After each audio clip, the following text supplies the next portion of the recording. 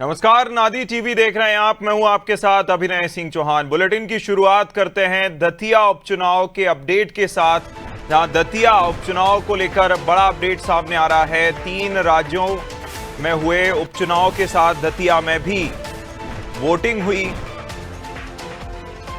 जहां आज दतिया उपचुनाव के फैसले आएंगे, दतिया उपचुनाव के नतीजे आएंगे,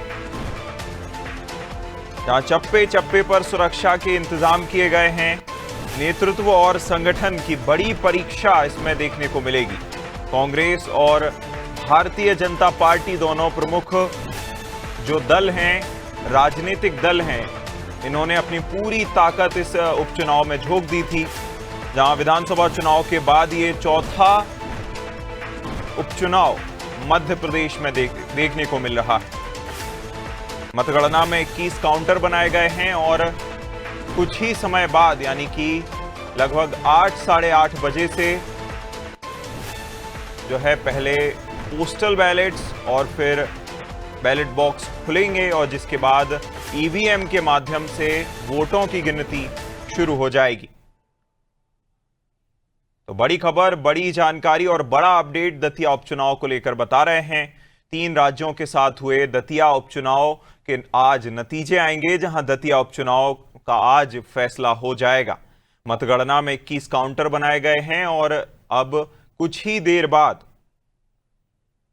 जो है मतदान के नतीजे आने शुरू हो जाएंगे, जिसमें कांग्रेस की ओर से घनश्याम सिंह को टिकट दिया गया था। राजेंद्र भारती की सदस्यता, जो विधानसभा की सदस्यता थी, वो जाने के बाद, उनकी विधायकी जाने के बाद जो है घनश्याम सिंह को चुनावी मैदान में उतारा गया था। उनकी विधायकी जाने के बाद सीट, दतिया सीट को शून्य घोषित कर दिया गया था, यानी कि खाली सीट थी, और जिसके बाद चुनाव हुआ, उपचुनाव, और आज उसके नतीजे आएंगे। ज्यादा जानकारी के साथ हनीफ, मेरे सहयोगी, जुड़ गए हैं। हनीफ, देखिए, आज परीक्षा की घड़ी है। एक तरफ कांग्रेस नेतृत्व की जो है परीक्षा है, दूसरी तरफ भारतीय जनता पार्टी की सत्ता की साख बचाने की जो है पूरी एक जद्दोजहद देखने को मिलेगी। कुछ ही समय बाद नतीजे आने शुरू हो जाएंगे।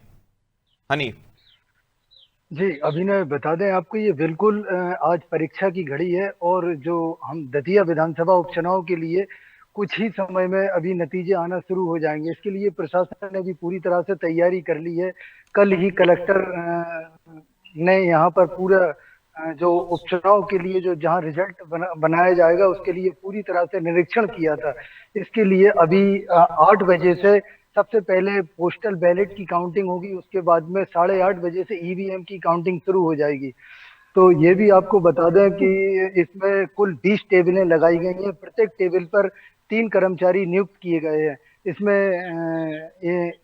एक एक टेबल पर 3-3 कर्मचारी नियुक्त किए गए हैं। सबसे पहले पोस्टल बैलेट की काउंटिंग होगी और उसके बाद में 8:30 बजे से ईवीएम की काउंटिंग शुरू हो जाएगी, जो कि 15 राउंड में इसकी गिनती पूरी हो जाएगी और उसके बाद में रिजल्ट कंफर्म हो जाएगा।